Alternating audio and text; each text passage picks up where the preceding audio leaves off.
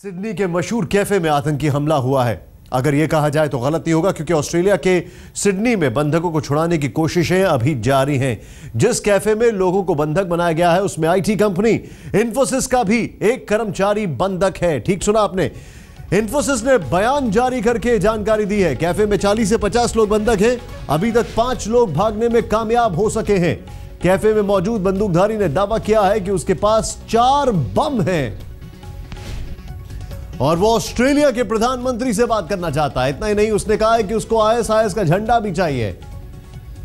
यहां पर कुछ चीजें बड़ी साफ होती जा रही है, वो ये है कि किस तरीके से इस बंदूकधारी का यह कहना है कि उसको आईएसआईएस का झंडा चाहिए और वो ऑस्ट्रेलिया के प्रधानमंत्री से बात करना चाहता है।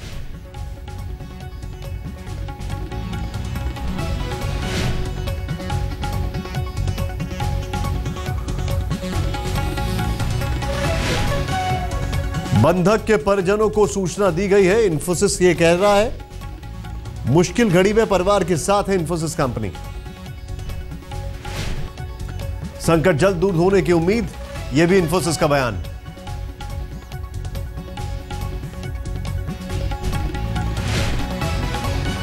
सिडनी में बंधकों में एक इन्फोसिस का कर्मचारी, इस वक्त की बड़ी खबर। इन्फोसिस ने जारी किया है बयान।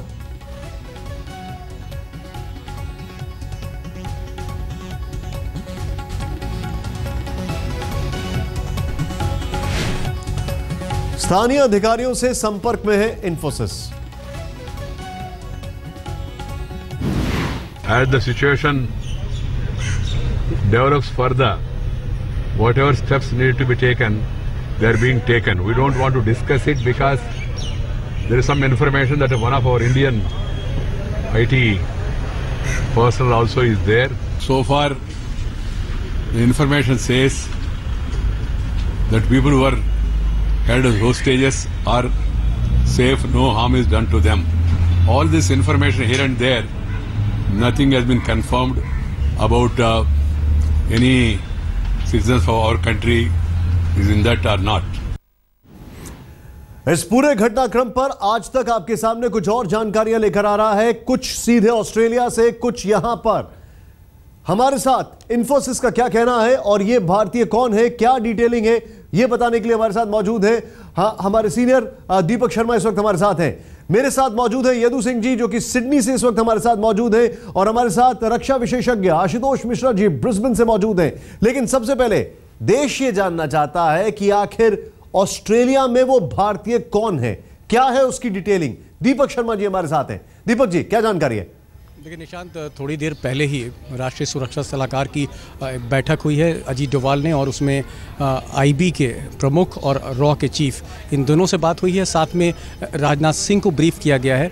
सिडनी में जो भारतीय कंसुलेट है, वहाँ पर संजय जी जो वहाँ पर पदाधिकारी हैं, उनसे बातचीत हुई। हालांकि कंसुलेट सिडनी में बंद हो चुका है, लेकिन पूरी जानकारी इन्फोसिस के इस अधिकारी के बारे में दे दी गई है कंसुलेट से भारत सरकार को, और ऑस्ट्रेलियन फेडरल पुलिस और न्यू साउथ वेल्स पुलिस के साथ सीधे संपर्क में इस वक्त राष्ट्रीय सुरक्षा सलाहकार की टीम है। एक चीज़ मैं और आपसे बताना चाहूँगा, आज सुबह तकरीबन 9 बजे इंडियन स्टैंडर्ड टाइम के हिसाब से मेरी Lindt corporate sales office Sydney में फ़ोन पर बात हुई थी, और जब मैंने बातचीत की थी तो मैंने सवाल पूछा था कि क्या वहाँ पर कोई भारतीय तो बंधक नहीं है, तो उनकी जो महिला प्रवक्ता थी उन्होंने फ़ोन पर ही जानकारी दी थी आधिकारिक स्तर पर कि हो सकते हैं, लेकिन अभी हम संख्या इसलिए नहीं बता पाएंगे क्योंकि ये क्रिसमस का मौका है, और क्रिसमस के जब आखिरी 15 दिन बचते हैं तो इस लिंट कैफ़े में जो मार्टिन प्लेस पर है सबसे ज़्यादा भीड़ होती है। तो ऐसा लगता है निशांत, ऐसा लगता है कि एक भीड़ वाली दुकान को जानबूझकर टारगेट बनाया। एक चीज़ और बताना चाहूँगा कि यहाँ से थोड़ी ही दूर पर पाकिस्तान का कंसुलेट दफ्तर है, और उस पर भी जानकारी भारतीय खुफिया एजेंसियां मांग रही हैं। आप जो जानकारी दे रहे हैं दीपक जी, बहुत बहुत शुक्रिया। आपके पास मैं वापस आ रहा हूं। यहां से तकरीबन 400 मीटर की दूरी पर भारत का कंसुलेट है, जहां पर 35 लोग मौजूद थे जिनको इकट्ठा करके खाली कराया गया। लेकिन सीधे चलते हैं, इस वक्त यदु सिंह जी इस वक्त हमारे साथ सिडनी से मौजूद हैं। सर, अभी आपके पास लेटेस्ट इंफॉर्मेशन क्या है उस जगह की, इस इंडियन को लेकर, और आपके पास क्या क्या जानकारी है? देखिए जब इंडिया के अखबारों में ये न्यूज आए कि वहां पे इन्फोसिस का एक एम्प्लॉय है, तो मैंने यहाँ जो कांसुलेट है, इंडियन कांसुलेट है, वहां उन्होंने एक नंबर दिया है, एक हाई कमिश्नर ने नंबर दिया है, एक कांसुलेट ने नंबर दिया सिडनी में। मैंने उनसे संपर्क किया और मेरे पास में उनका लिखित में एसएमएस, ऑब्वियसली टेक्स्ट मैसेज आया है। मैंने पूछा कि क्या है कि भारत का कोई आदमी, भारतीय समुदाय का आदमी कोई उसमें है, तो मेरे पास जो आंसर आया है करीब आधा घंटे पहले वो ये है, वो जो है डिप्टी काउंसिल जनरल है यहाँ पे, उनको मैं जानता हूँ, I know him very well, तो उनका आंसर मेरे पास आया है। तो अब देखिए अखबारों में तो आ रहा है इंडिया में कि वो हमारे इन्फोसिस के एक बंदा यहाँ पे है, लेकिन ऑफिशियल तरीके से उसको कंफर्म हमारे काउंसुलेट सिडनी वाले नहीं कर रहे हैं। But it is not impossible, क्योंकि उस एरिया में तमाम बिजनेसेस हैं जहां पे इंडियंस काम करते हैं। कॉमनवेल्थ ऑफ ऑस्ट्रेलिया जो है हमारे यहाँ मेन बैंक है, उसमें बहुत इंडियंस के लोग काम करते हैं। वहां पे जितने भी बिजनेस हैं वहां पे इंडियंस के लोग काम करते हैं, आईटी वाले, अकाउंटेंट्स। तो इतना असंभव नहीं होगा कि वहां पे एक या ज्यादा इंडिया के बैकग्राउंड के लोग वहां पे हों। वो तो रही बात इंडियन कम्युनिटी के आदमी की, लेकिन जो हो रहा है वो ये हो रहा है।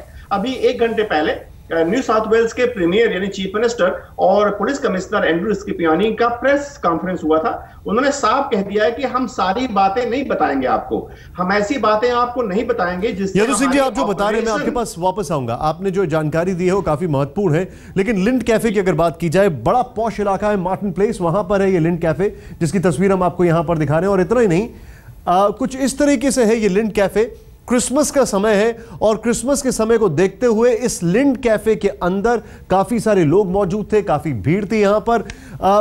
जैसा ये यहां पर जानने वाली बात है कि एक बहुत ही पॉश इलाका है, आसपास जितनी भी ये देखिए जिस तरीके से हम आपको यहां पर दिखा रहे हैं, एक बहुत ही पॉश इलाके में ये लोकेटेड है। इसके आसपास काफी हाई प्रोफाइल स्ट्रक्चर्स हैं। और एक और चीज यहां पर गौर करने वाली यह है कि क्रिसमस की वजह से इसमें भीड़ होती है, क्रिसमस की वजह से ये एक टारगेटेड एरिया था। और विडंबना इस बात की है, जिस लिंड कैफे की तस्वीरें अगर आप बार बार अभी देख रहे हैं स्क्रीन पर, जिसको हम यहां पर भी आपको दिखाने की कोशिश कर रहे हैं, देश और विदेश से यहां पर लोग मौजूद होते हैं, अलग अलग कंट्रीज के लोग यहां पर आते हैं, क्योंकि एक अच्छा जॉइंट है बैठने के लिए, बातचीत करने के लिए, एक क्रिसमस से पहले एक अच्छा समय व्यतीत करने के लिए। 10 दिन दूर क्रिसमस है। लिंड कैफे का जो फ्रेम में गेट आ रहा है उस पर सीधे सीधे लिखा है लिंड कैफे मैरी क्रिसमस। और देखिए जरा विडंबना क्या हो गया यहां पर। एक और आपको चीज यहां पर बताना चाहेंगे, एक ब्रेकिंग न्यूज इस वक्त हमारे पास आ रही है, सीधे चलते हैं आपको ब्रेकिंग न्यूज दिखाते हैं। बेल्जियम में 4 बंदूकधारी फ्लैट में घुसे हैं। बेल्जियम से यह खबर, और वहां पे भी घेंट शहर में घुसे हैं बंदूकधारी, और वहीं की ये तस्वीरें हम आपको दिखा रहे हैं। करीब 30 पुलिसकर्मियों को वहां पर बुलाया गया है। उत्तर पश्चिम इलाके में है यह शहर जहां से खबर आ रही है, और बेल्जियम की यह खबर। करीब 30 पुलिसकर्मियों को यहां पर बुलाया गया है, और एक और हाई अलर्ट कॉल।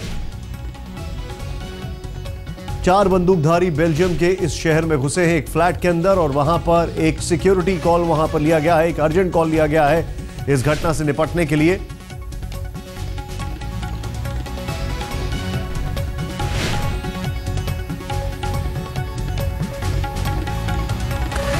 चलिए हम हमारे सहयोगी लवीना टंडन के पास, लेकिन उससे पहले आपको बता दें ये बड़ी खबर आ रही है बेल्जियम से, जहां पर देखिए एक ऐसी एक खबर बड़ी मायने इसलिए रखती है क्योंकि इंटरनेशनल थ्रेट जो बढ़ गया है, खासकर आईएसआईएस को लेकर। और इतना ही नहीं, यह हमें नहीं भूलना चाहिए कि आईएसआईएस ने अपने अखबार में अक्टूबर का जो एडिशन था उसमें कई कंट्रीज को, देशों को निशाने पर लिया है। उसमें यूरोप भी शामिल है, उसमें Australia, UK, France, Germany, America, इन देशों को के अंदर आतंकी गतिविधियों को बढ़ाने के लिए उसने आगाह किया है। और यूरोप में भी अभी बेल्जियम से खबर आ रही है जहां पर एक फ्लैट के अंदर 4 बंदूकधारी घुसे हुए हैं। 30 पुलिसकर्मियों को बुलाया गया है, एक स्टैंडर्ड ऑपरेटिंग प्रोसीजर है एसओपी के तहत, और अब यह देखने की कोशिश की जा रही है कि क्या हो रहा है आगे। 2 खबरें, एक बेल्जियम से, एक ऑस्ट्रेलिया से। ऑस्ट्रेलिया में जो क्राइसिस है वो तकरीबन अब 10 से 11 घंटे हो चुके हैं। जो वहां पर स्थिति है, एक बंदूकधारी जिसके लिए अलग अलग डिस्क्रिप्शंस दिए जा रहे हैं, जिसके अलग अलग उसके बारे में बताया जा रहा है कि कोई कह रहा है सफेद रंग की टी शर्ट पूरी बाजू वाली, और कोई कह रहा है सफेद रंग का स्वेटर और पैंट और एक बैकपैक के साथ वो अंदर घुसता है। और इस वक्त ये खबर यहां से आ रही है। लेकिन ऑस्ट्रेलिया की अगर बात की जाए, इस लिंड कैफे की अगर बात की जाए, आशुतोष मिश्रा जी हमारे साथ है, ब्रिस्बेन से एक्सपर्ट है, उनके पास हम जाएंगे। लेकिन उससे पहले, ब्रेक पर जाने से पहले आपको बता दें कि आईएसआईएस की अगर बात की जाए, करीब 80 से 90 लड़ाके ऑस्ट्रेलिया से गए थे आईएसआईएस में काम करने के लिए। अलग अलग खबरें आ रही हैं इस वक्त। एक खबर यह भी आ रही है कि दिल्ली पुलिस भी काफी अलर्ट में है, जो कुछ भी हुआ है ऑस्ट्रेलिया में उसको लेकर। दिल्ली पुलिस को हाई अलर्ट कर दिया गया है ऑस्ट्रेलिया की घटना के बाद।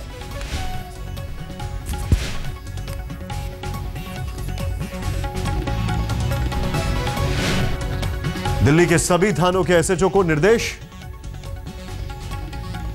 तंसीम इस वक्त हमारे साथ हैं। तंसीम, पूरी खबर बताएं।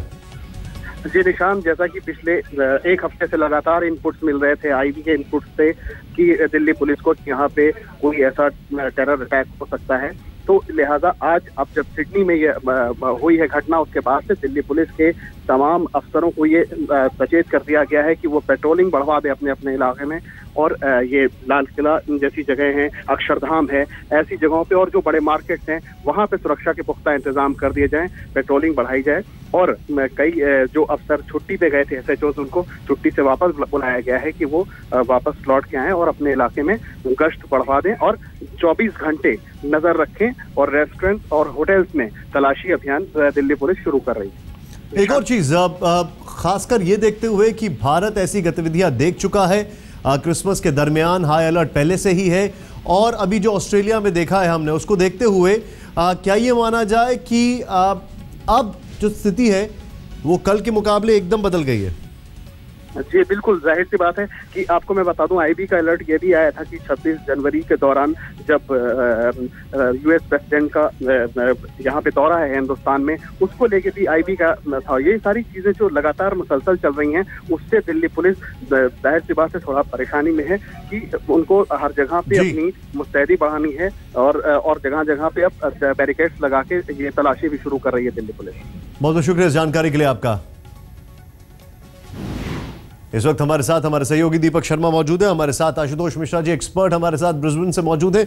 आशुतोष जी, मैं आपसे जानना चाहूंगा, इस पूरी घटना में ऑस्ट्रेलिया में 9 सितंबर तक लेके आए, जब ऑस्ट्रेलियन सिक्योरिटी एजेंसी ने अलर्ट किया था, उसके बाद जो गिरफ्तारियां हुई, जो कुछ भी हुआ, अभी की जो स्थिति है, क्या उसको देख के लगता है कि ऑस्ट्रेलिया तैयार था लेकिन इस हद तक नहीं?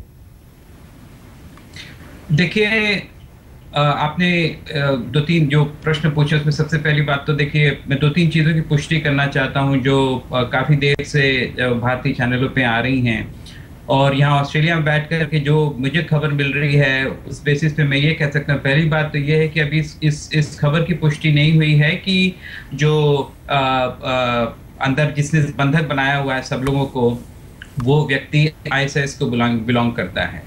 और जो झंडा हम लोगों ने देखा है वो आईएसआईएस का झंडा सच नहीं है, वो झंडा शहादा का झंडा है, जो तमाम ग्रुप्स ने कई सालों से उसका जो है प्रयोग किया हुआ है। सबसे पहले आप आशुतोष जी, मैं यहाँ पे एक चीज जानना चाहूंगा आपसे, क्योंकि जो इन्फॉर्मेशन आप दे रहे हैं उसको अगर थोड़ा सेकंड किया जाए, जो बैनर था वो अरेबिक में था, काले रंग का, लेकिन जो डिमांड की गई है वो आईएसआईएस के फ्लैग की गई है। क्या ये बात सही है? क्या ये इंफॉर्मेशन ऑस्ट्रेलिया में भी है? क्योंकि ऑस्ट्रेलिया के बकायदा सिडनी हेरल्ड न्यूज़पेपर में भी ये लिखा है कि उसने आईएसआईएस के फ्लैग की डिमांड की है। देखिए, ऐसा है कि जो इनको पुष्टि कहां से मिल रही है, लेकिन जहां तक अभी आपके New South Wales police commissioner ने बोला, टोनी एबट जो प्रधानमंत्री, उन्होंने बोला, और तमाम जो सुरक्षा एजेंसी के जो यहाँ पे लोग यहाँ पे इस पे पूरे ऑपरेशन में लगे हुए हैं, किसी ने भी किसी भी तथ्य की पुष्टि नहीं की। हाँ, इतना जरूर बताया गया है कि डिमांड्स की गई हैं, लेकिन उसका खुलासा किसी को भी नहीं किया गया। तो सिडनी मॉर्निंग हेराल्ड ने क्या लिखा है उसकी पुष्टि तो नहीं हो सकती, लेकिन हाँ ये जरूर कहा जा रहा है कि ये पॉलिटिकली मोटिवेटेड एक एक्ट है। और यहाँ तक कि प्रधानमंत्री भी जब बोल रहे हैं यहाँ पे बहुत ही सहज तरीके से, बहुत ही मेजर तरीके से बोल रहे हैं। वो इवन उग्रवाद और टेररिज्म वर्ड का भी प्रयोग नहीं कर रहे हैं, क्योंकि यहाँ पे स्पेकुलेशन अभी कोई नहीं कर रहा है, क्योंकि सारे तथ्यों को इकट्ठा करना चाह रहे हैं बिना तथ्यों को इकट्ठा किए बगैर, क्योंकि अभी नेगोशिएशन चल रहे हैं। एब्सोल्युटली, मैं आपके पास वापस आ रहा हूँ, मैं आपके पास वापस आ रहा हूँ। दीपक जी भी हमारे साथ हैं, उनके पास भी आऊंगा, लेकिन इस वक्त एक इंफॉर्मेशन हमारे पास आ रही है, वो ये है कि अलग अलग सोर्सेज से आ रही है।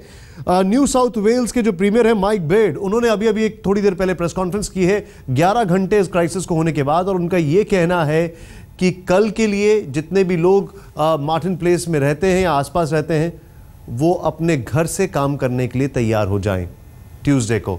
आप दोनों हमारे मेहमान हमारे साथ बने रहे।